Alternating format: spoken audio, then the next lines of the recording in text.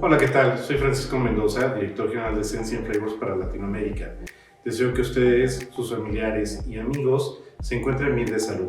Primero que nada, quisiera agradecer por este espacio al ingeniero y amigo Mario Trías, responsable de crear este maravilloso Food Forum, que reúne a los más destacados expertos de la industria de alimentos y bebidas. En esta su quinta edición internacional y en la que, a pesar de esta pandemia que no nos permite estar reunidos físicamente, celebraremos su primera edición digital. Me da mucho gusto tener la oportunidad de compartir con ustedes en este gran evento y los invito a disfrutar de los temas a la carta, conferencias y de todo el contenido que se estará compartiendo durante el evento, lo que nos permite mantenernos actualizados y a la vanguardia de todo lo relacionado a la industria, así como el networking que generamos en Food Forum. De antemano agradezco su atención y los invito a disfrutar de este evento. Gracias.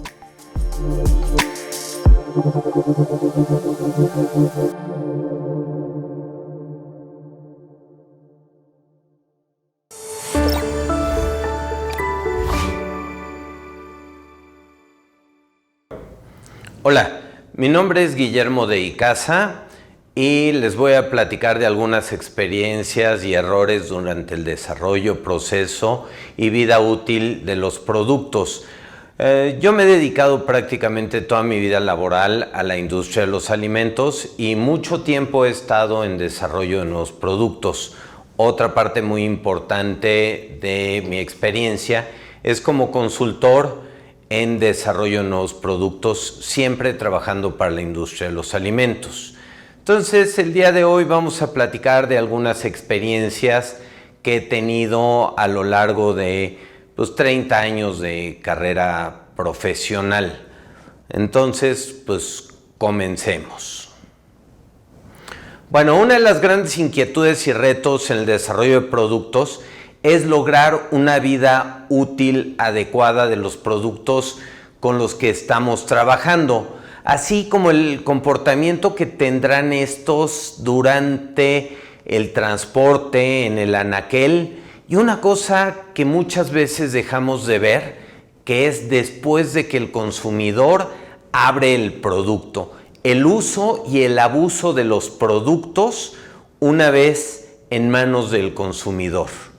Entonces, el día de hoy les platicaré algunas experiencias propias y otras en las que he tenido la suerte de participar durante el desarrollo de productos. Espero que les parezca interesante. Para esto vamos a ver una pequeña cantidad de teoría. Amenazo que sí va a haber teoría, pero muy poca. Espero que no se aburran. Bueno, la actividad de agua y el cambio de la temperatura puede llegar a ser un factor sumamente importante en la vida útil de un alimento. Entonces, una de las cosas es cómo puede afectar el agua y los cambios de temperatura en un producto. ¿Y consideramos la actividad de agua durante el desarrollo? Son preguntas realmente importantes. Recordemos que el agua es uno de los componentes principales en los alimentos. Y además también de la cantidad de agua, o mejor dicho, de la actividad de agua de nuestro alimento, va a depender en gran medida la vida útil de nuestro alimento. Por supuesto que hay otros factores muy importantes que ayudan a tener una vida útil adecuada, como es la temperatura, por ejemplo, en los casos de congelados y refrigerados, la composición de sales o de azúcares, el pH, todo esto tiene un impacto sobre la vida útil de nuestros productos, pero el agua sigue siendo un factor realmente muy importante.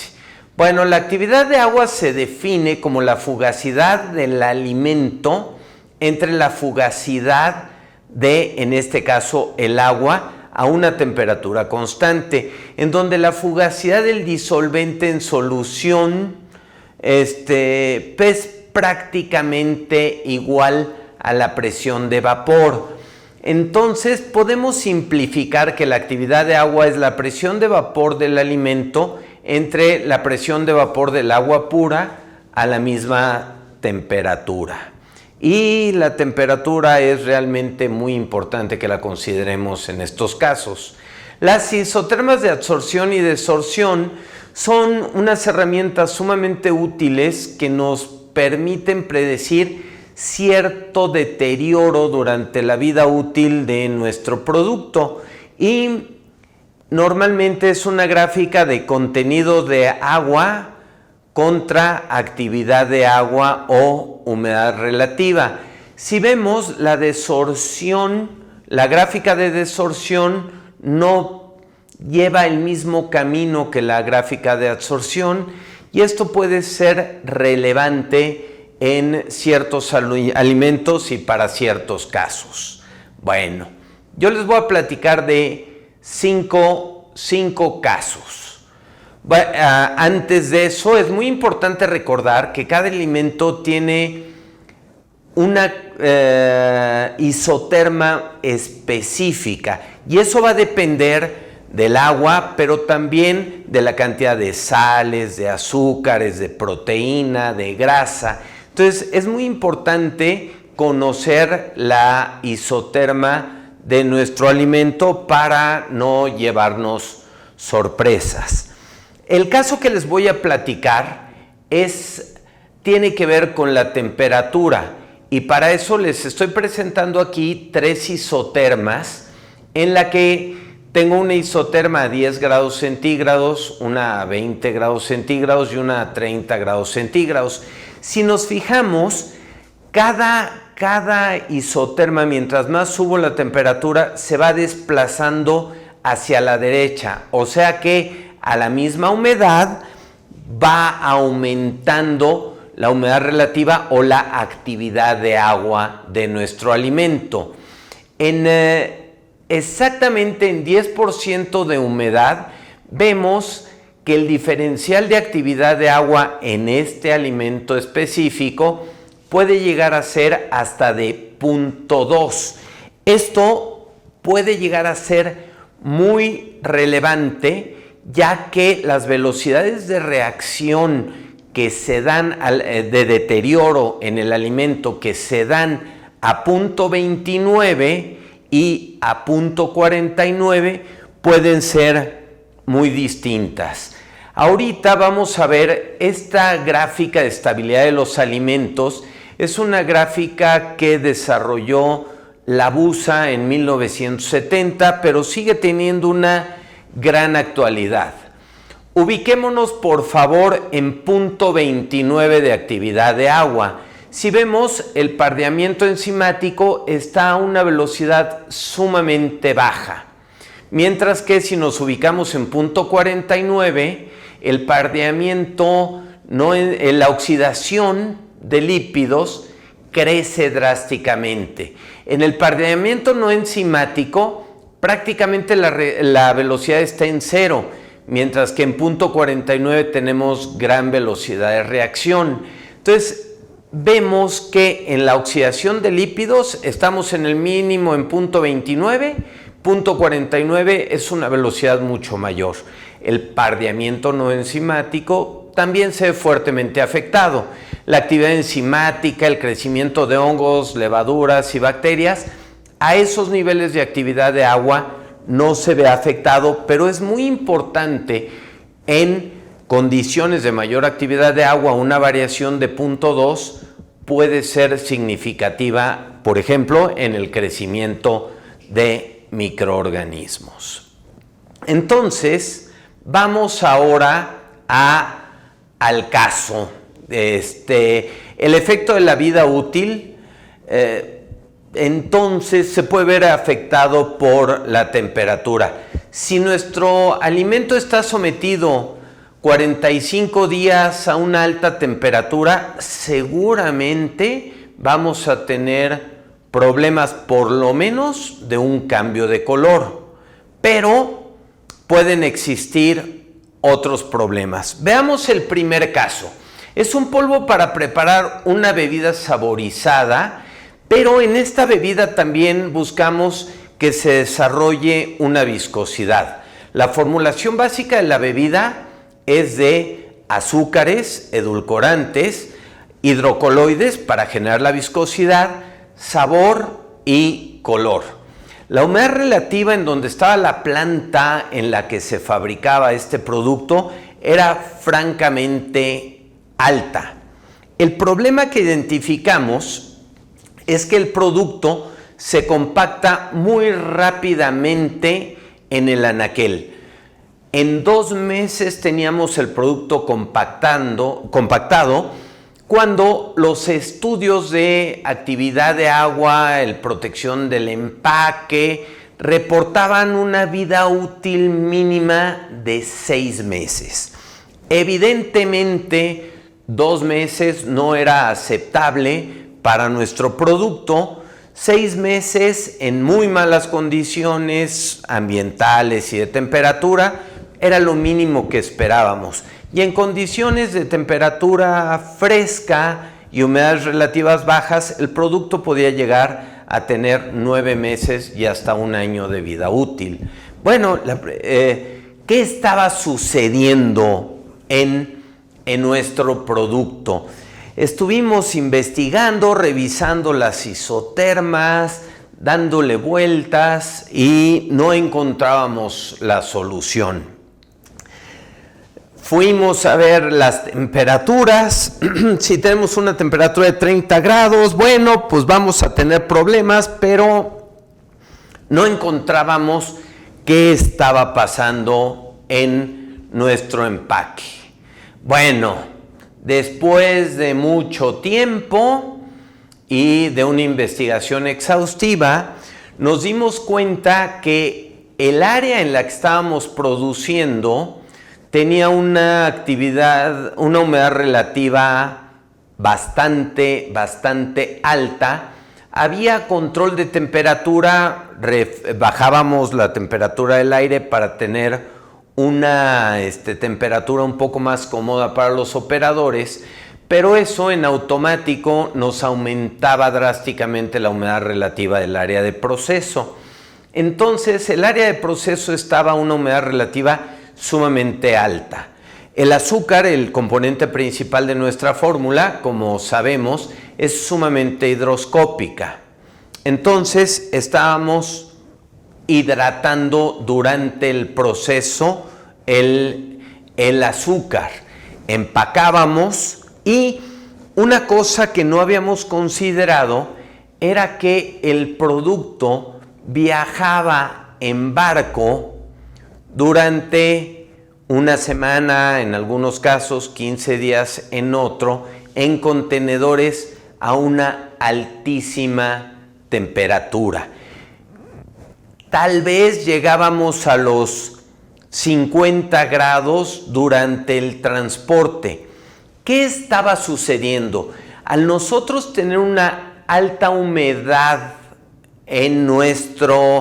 durante nuestro proceso, le estábamos metiendo humedad al producto, empacábamos en sobrecerrado, lo mandábamos en el barco. Al llegar a 50 grados, el agua cambiaba de ser un agua, tal vez no de monocapa, pero muy ligada al alimento, se pasaba a ser un agua disponible.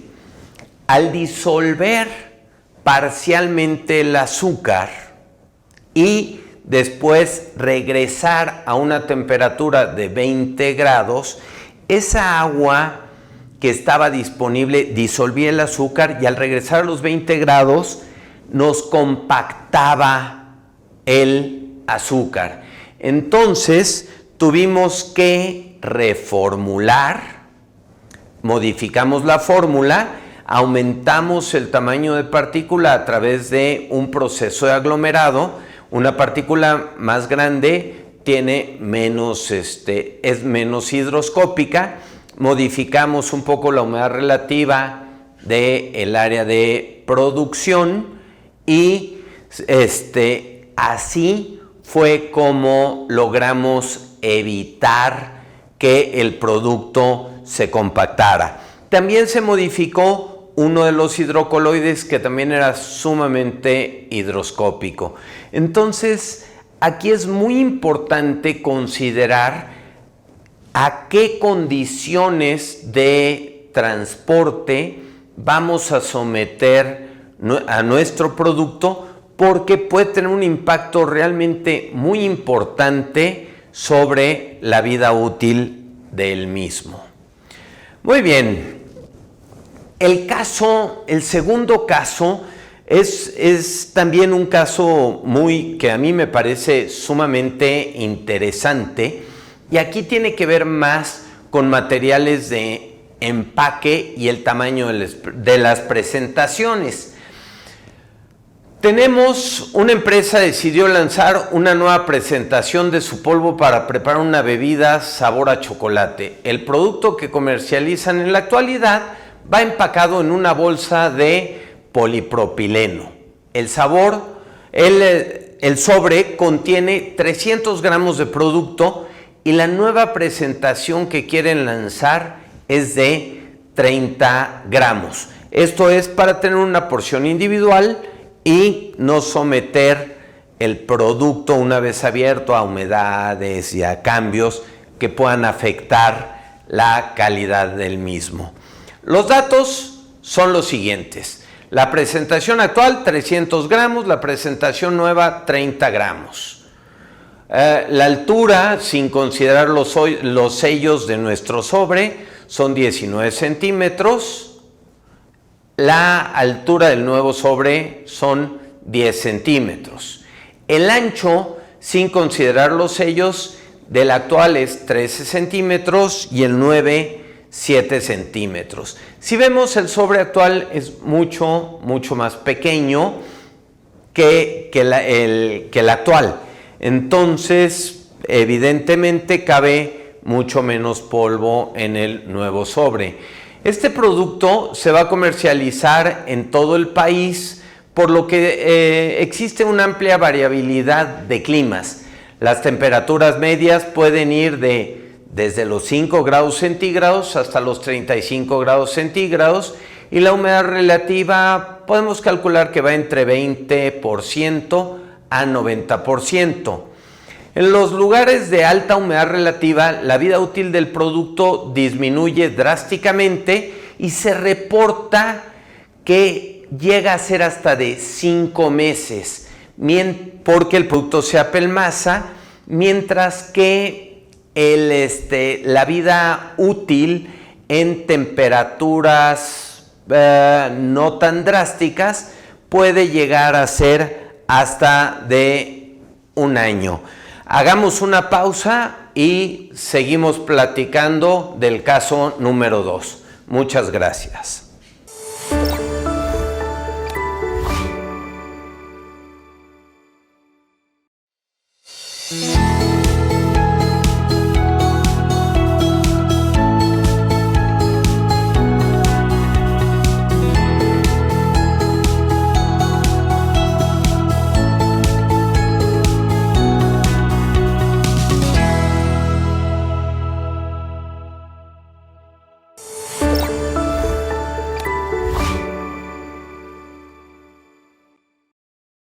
Muy bien, regresamos. Seguimos con el caso número 2 que traigo para ustedes. Bueno, la nueva presentación se espera que tenga la misma vida útil que el producto original de los 300 gramos. Aquí la pregunta es, con el mismo material de empaque, ¿será posible lograr la misma vida útil? ¿Podemos esperar una mayor vida útil? ¿O, por el contrario, podemos esperar una menor vida útil? Por favor, reflexionen un poco al respecto y vamos siguiendo el caso, y espero que lo encuentren interesante. Al usar el mismo material de empaque, no necesitamos medir la permeabilidad al agua, principalmente al agua, porque es la misma en ambos casos. Entonces vamos a hacer un poquito de cuentas, si me lo permiten. Bueno, la superficie del sobre es, dijimos, 19 centímetros por 13 centímetros, son 2 caras del sobre. Entonces, 19 por 13 por 2 nos da 492 centímetros cuadrados. La nueva presentación es de 10 centímetros por 7 centímetros. También son dos lados del sobre y nos da 140 centímetros cuadrados. Entonces, el empaque actual tiene 494 centímetros para los 300 gramos. Vemos que es una superficie relativamente grande comparado con la superficie de 140 centímetros cuadrados para el sobre de nuestro nuevo producto, bueno, del mismo producto en nuestra nueva presentación de 30 gramos. Bueno, por lo tanto, tenemos que el empaque actual de 494 centímetros cuadrados sobre 300 gramos de producto nos da una relación de 1.647 centímetros cuadrados por gramo de producto. Y aquí viene la parte más importante. El empaque nuevo, más pequeño, de nuestra presentación más pequeña, es de 140 centímetros cuadrados, pero únicamente contiene 30 gramos de producto. Esto quiere decir que son 4.667 centímetros cuadrados por cada gramo de producto. Si lo que nos preocupa en un material de empaque es la permeabilidad de la humedad, entonces tenemos mucho más área expuesta sobre gramo de producto en el empaque pequeño. Por lo tanto, podemos esperar a que entre una mayor cantidad de humedad, sobre todo en los lugares que tengan una humedad relativa muy alta. Y en este caso, la vida útil se verá fuertemente afectada. Entonces, si el empaque original tiene una vida de 5 meses en los lugares muy húmedos o 150 días, para el nuevo empaque podríamos esperar una vida útil mucho menor. Eso quiere decir que cuando nuestra presentación de 30 gramos llegue a los lugares de muy alta humedad, en vez de tener 150 días de vida útil, podríamos esperar una vida útil de 53 días. Entonces, la pregunta es, ¿podemos lanzar un producto al mercado con la misma laminación? Ojo, aquí es muy importante. A menor tamaño, mayor área de exposición del material de empaque en relación al producto y por lo tanto menor vida útil. Entonces, si queremos la misma vida útil para los dos productos, necesitamos aumentar la permeabilidad de nuestro empaque pequeño 2.8 veces más. Esto tiene una serie de implicaciones. Por supuesto, podemos aumentar el espesor de nuestro material de empaque 2.8 veces y seguramente eso nos dará la protección. Pero ¿qué pasa con el costo? De por sí el empaque más pequeño lo hacemos así para que sea más barato y nuestro material de empaque tendría que ser mucho más costoso para tener la misma vida útil. Entonces, cuando tenemos un cambio de presentación, es muy importante considerar estas cosas. Por supuesto que si nosotros cambiamos de un empaque pequeño a un empaque grande, bueno, esto sucederá al revés y presentará también una serie de ventajas. Muy bien, vamos ahora a cambiar un poco de tema. Estos primeros dos temas tienen mucho que ver con la actividad de agua. Y ahora les quiero platicar de un par de casos donde hablamos de UHT o la tecnología de envasado aséptico. Recordemos, para que un proceso se considere aséptico se deben cumplir con 3 condiciones indispensables. Una, que el producto sea aséptico o esté libre de microorganismos. Esto lo logramos con el tratamiento térmico al que sometemos el producto, ya sea pasteurización, ultrapasteurización o cualquier proceso de alta temperatura y diferentes tiempos. Recordemos que en los procesos asépticos es muy importante relacionar la temperatura con el tiempo de permanencia a esa temperatura, y eso nos da la letalidad. La segunda condición para un envasado aséptico es que el envase o el material de empaque también esté en condiciones asépticas. Y esto se puede lograr a través de distintos métodos de esterilización de los envases. Por ejemplo, en las cajitas que se usan mucho en UHT, esto se logra con agua oxigenada a altas concentraciones y temperatura. Pero hay otros procesos que pueden esterilizar el envase de otras maneras. Afortunadamente existen varias tecnologías para envasar asépticamente. Finalmente, el tercer punto es el medio en el que vamos a envasar. Si nosotros ponemos un líquido dentro de un envase, el medio puede llegar a contaminar nuestro producto o nuestro envase. Entonces, el medio también debe ser aséptico. Si nosotros cumplimos estas 3 condiciones, podemos tener un producto con una alta actividad de agua, en el que podrían crecer fácilmente bacterias, levaduras y hongos. Lo podemos conservar por tiempos largos o relativamente largos. Un alimento envasado en estas condiciones puede ir desde los 2 o 3 semanas hasta los 9 meses y en algunos casos hasta 1 año o más.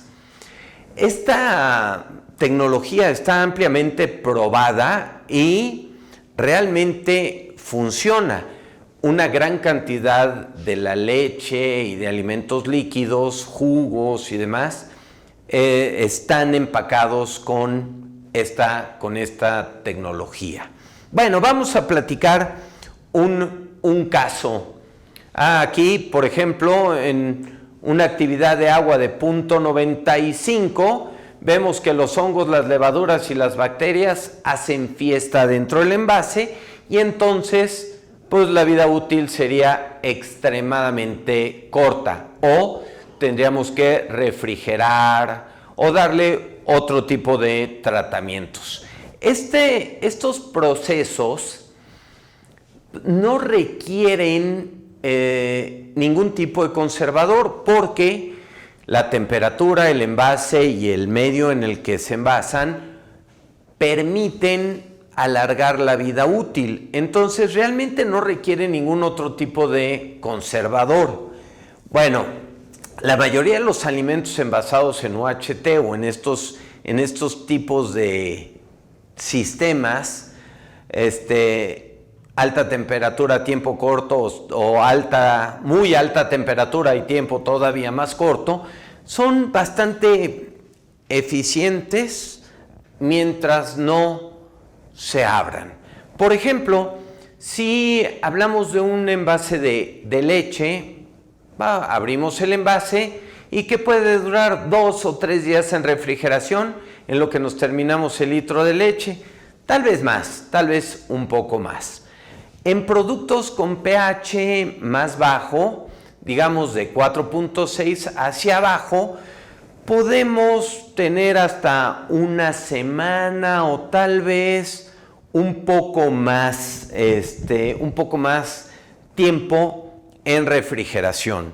Bueno, vamos a hacer una pausa y regresamos con lo que sigue del caso número 3. Gracias.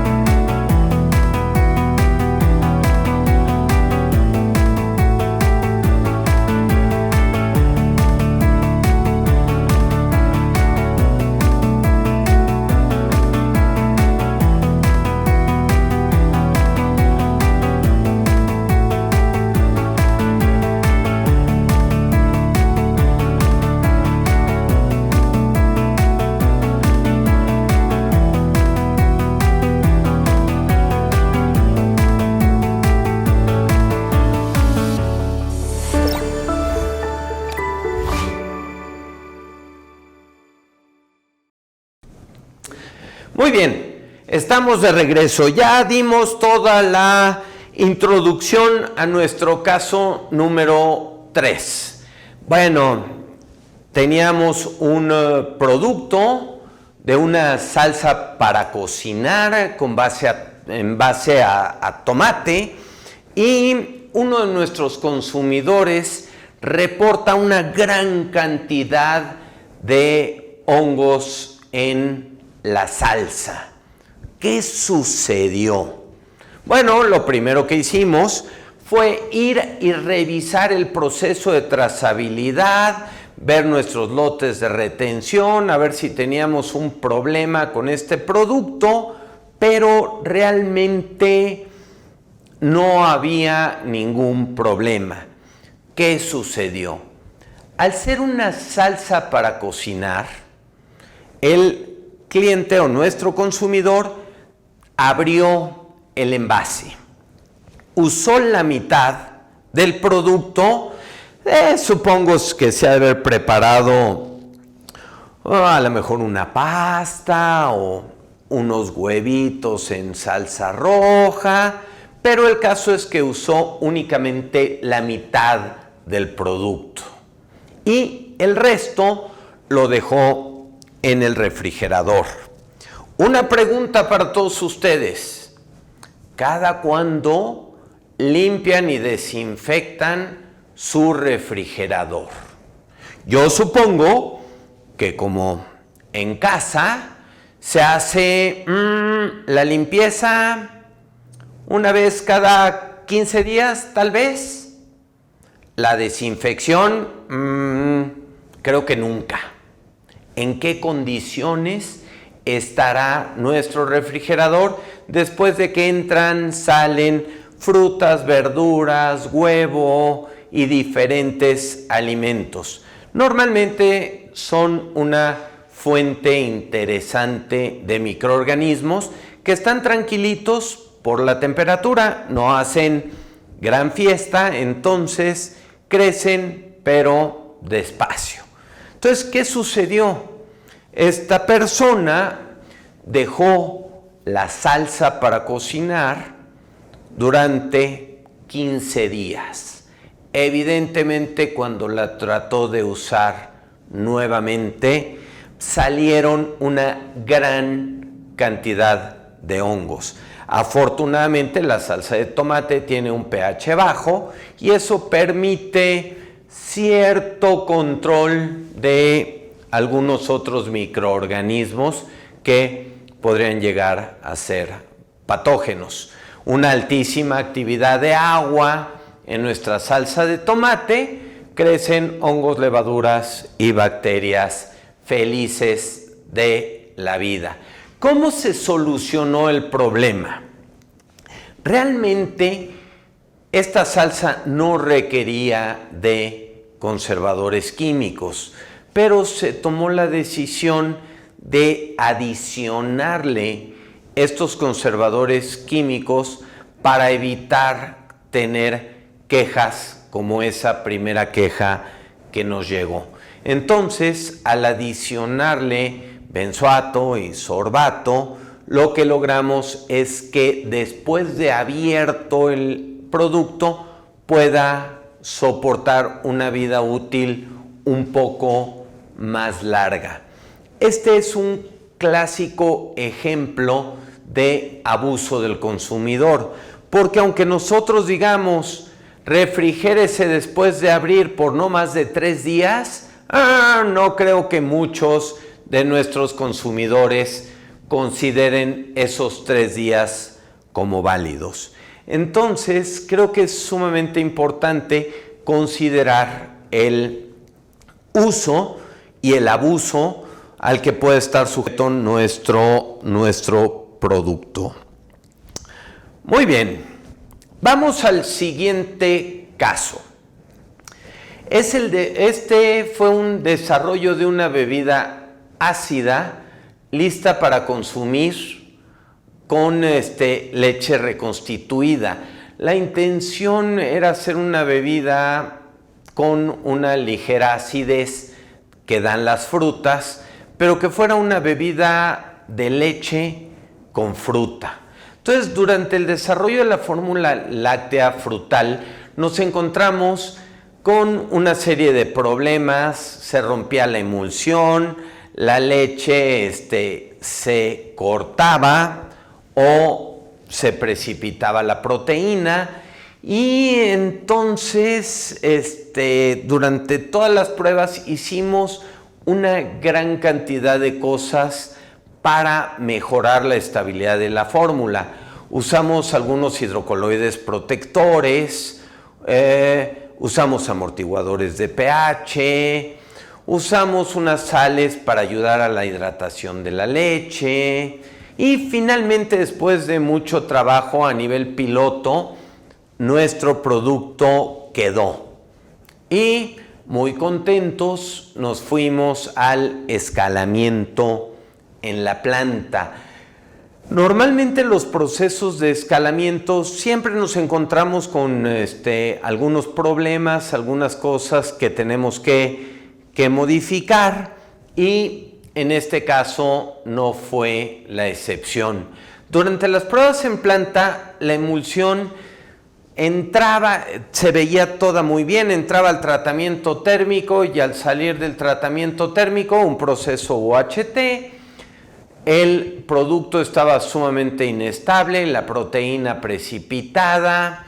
Entonces, lo primero que hicimos fue revisar las temperaturas. Vimos que el proceso térmico fuera el que habíamos calculado, se encontraba bien, el pH de la mezcla fuera el adecuado. Después nos fuimos a los tiempos de hidratación de la leche, de los hidrocoloides protectores, y todo estaba de acuerdo a lo que habíamos hecho en el laboratorio. En fin, se revisó, se volvió a revisar, y prueba que hacíamos, prueba que no nos daba la estabilidad, se precipitaba la proteína. Entonces, después de varias revisiones y de corroborar los procesos, los materiales y demás, solicitamos el análisis de la materia prima más importante y que no habíamos considerado dentro del proceso. Y esa materia prima es el agua. ¿Qué sucedió? La dureza del agua en la planta era excesivamente alta, y esto nos estaba provocando que se perdiera ese balance muy fino que había en las proteínas para que se mantuviera la emulsión. Entonces dijimos, bueno, creemos que el agua está siendo un problema. Para comprobarlo, investigamos y trajimos agua de otra región, un agua que estábamos seguros que era mucho menos dura. Hicimos el proceso y funcionó. La estabilidad de nuestra bebida se mantuvo. Entonces, aquí la importancia de cuidar todas las materias primas es fundamental. Y muchas veces el agua puede ser la materia prima clave para lograr un buen proceso y a la postre una vida útil adecuada. Bueno, ¿qué sucedió? ¿Cómo se resolvió el problema? Bueno, se colocó una procesadora, una suavizadora de agua y con esto logramos un proceso adecuado y el producto funcionó correctamente. Hagamos una pausa antes de ir al quinto caso.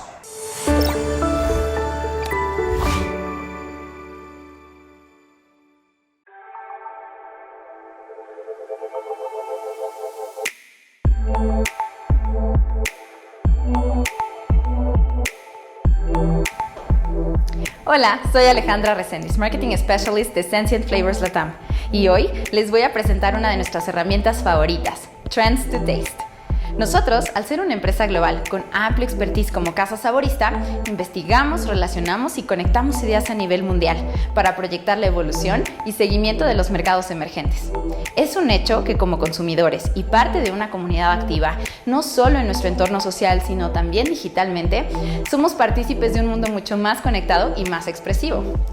Estas influencias globales detonan en nosotros como consumidores cada vez más esa curiosidad y aventura al momento de preferir un producto. Y por supuesto nos hacemos más y más exigentes en cuestión de experiencias novedosas, así como de cambios inmediatos, reflejando así nuevos gustos y preferencias en cada compra que hacemos. Todas estas influencias globales nos invitan también a nosotros como integrantes de la industria de alimentos y bebidas a seguir desarrollando innovación y experiencias sensoriales distintivas. Trends to Taste es esa herramienta creativa que nos va a llevar a probar tendencias, traducirlas a un mundo de posibilidades de sabor que también nos ayuden a proyectar mucho más a todos estos distintos productos que ya existen en el mercado. Obviamente partiendo desde sabores únicos, versátiles y sobre todo que cuenten una historia, que nos ayude a conectar con los nuevos mercados y que desde luego ofrezca desde cada ángulo una perspectiva emocional inigualable. La intención de Trends to Taste es inspirar no solo a la innovación, sino también a proporcionar esa información procesable que reduzca la brecha entre una marca y sus consumidores. Nuestros expertos en sabor han superado los límites para crear sabores no convencionales que te animen a pensar fuera de la caja e ilustrar cómo Sensient Flavors ve el mercado. Te invitamos a agendar un espacio para presentarte puntualmente esta herramienta y que juntos podamos crear valor para tus consumidores.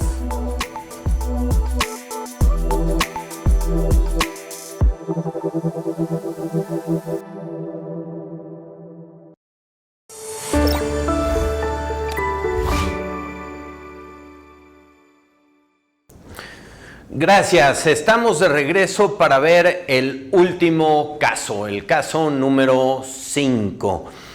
Este caso, bueno, no es un caso como tal, aquí les voy a platicar un poco de lo que he aprendido en diferentes actividades que he realizado. Y hay una mezcla que se está poniendo muy de moda desde hace algunos años, varios años. Se empezaron a mezclar materias primas con distinta actividad de agua en un mismo empaque. Lo primero que se me viene a la mente es el cereal con malvaviscos, el cereal de desayuno con malvaviscos. ¿Se han fijado en la característica de los malvaviscos que vienen en el cereal para desayunar?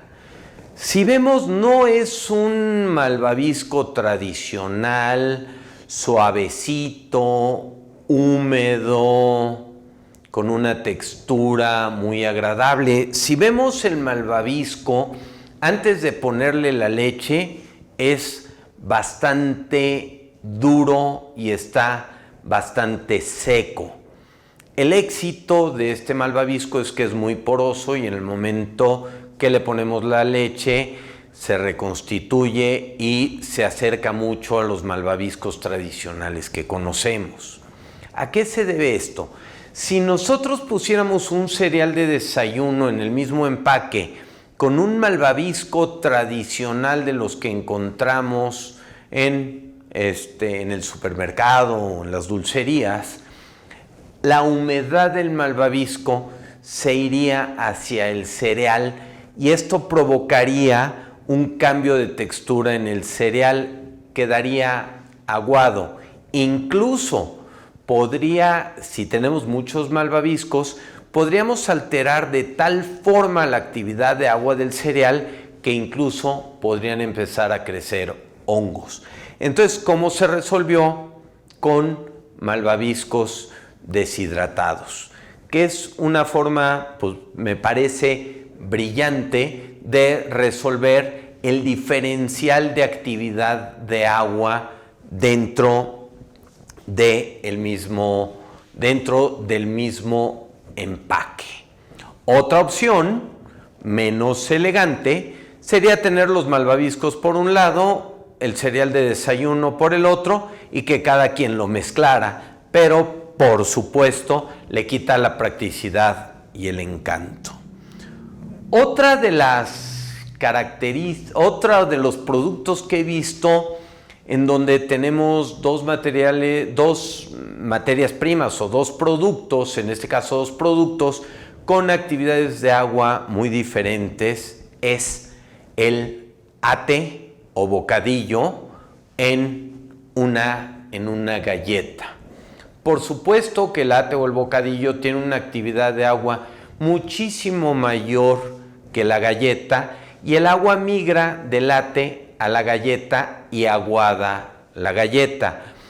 Existen algunos países en los que yo he tenido la suerte de probar el ate o el bocadillo con galleta y en todos los casos la galleta está aguada, no cruje, porque absorbió el agua del ate y entonces perdemos ahí un poco el encanto del producto. Otra de las mezclas características es el de la uva pasa cubierta de chocolate. Los que conocen de chocolate saben muy bien que el chocolate y el agua no son amigos. Entonces, la uva pasa tiene cierta cantidad de humedad y el chocolate es enemigo del agua, pero finalmente, por lo menos aquí en México y yo supongo que en muchos otros países, encontramos uva pasa cubierta con chocolate. Otro de los productos en los que tenemos un fuerte diferencial de actividad de agua es en los quesos, un queso tipo Chihuahua o un queso semiduro, aunque son quesos bastante frescos como el Chihuahua aquí en México. Se le ponen trocitos de chile deshidratado. Sobre todo esto se usa para botanear. Es común en este tipo de quesos encontrar que puedan crecer hongos justo pegados al chile. El chile está seco, el queso está húmedo, migra la humedad del queso al chile y entonces ahí pueden empezarse a generar los hongos. Bueno, ¿por qué les platico de estos 4 casos? Me parece que son emblemáticos y en el caso número 1, que es tal vez la mejor manera, es igualar las actividades de agua. En el caso número 2, pues perdemos la característica de uno de nuestros productos para poder mantener juntos el ate y la galleta. Pero en el caso de la uva pasa cubierta con chocolate, tenemos dos actividades de agua que son muy diferentes y el agua daña nuestro chocolate. ¿Qué tenemos que hacer para proteger el chocolate? La uva pasa, se deshidrata un poco más de lo normal y después se recubre con un hidrocoloide. Al recubrirse con este hidrocoloide, impide que el agua migre de la pasa al chocolate. Entonces tenemos una pasa en la que la humedad está encapsulada por un hidrocoloide protector que evita que el agua migre hacia el chocolate. Si nosotros usamos esa misma tecnología en el caso del queso con el chile en trozo y nosotros somos capaces de aislar el chile en trozo con un hidrocoloide, lo que vamos a hacer es impedir que el agua del queso migre dentro del chile y entonces tener problemas de hongos. Lo mismo sucedería si yo quisiera ponerle, por ejemplo, chocolate al queso. Si yo pongo un queso fresco con chocolate, el agua del queso va a migrar hacia el chocolate y pueden empezar a generarse problemas de crecimiento bacteriano. El chocolate tiene una gran cantidad de grasa y por lo tanto una actividad de agua muy baja porque prácticamente no tiene agua el chocolate. Si nosotros mojamos el chocolate, fácilmente puede haber crecimiento de hongos, incluso en el peor de los casos hasta de bacterias. Entonces, el aislamiento o el recubrimiento sobre la partícula de diferente actividad de agua es una alternativa que puede resultar interesante para resolver casos en los que queramos mezclar dos actividades de agua diferentes dentro de un mismo empaque. Muy bien, pues muchísimas gracias. Una de las cosas que decidí hacer en mi vida fue un libro. Es el libro La vida útil de los alimentos y sus principales reacciones. Es un libro que trata de explicar las principales reacciones que suceden en los alimentos de una manera sencilla y práctica. Afortunadamente estamos en la segunda edición y si están interesados, pues estoy a sus órdenes. Espero que esta plática haya sido de su interés. Si tienen algunos casos que crean que vale la pena ser compartidos a través del Food Forum o de las revistas, bueno, si me los hacen llegar y me permiten hablar de ellos, me encantaría. Les agradezco mucho, que tengan excelente día y sobre todo mucha salud. Cuidémonos de esta pandemia. Muchas gracias a Mario y a todo el equipo de Food Forum por permitirme estar aquí con ustedes. Que tengan un excelente día. Gracias.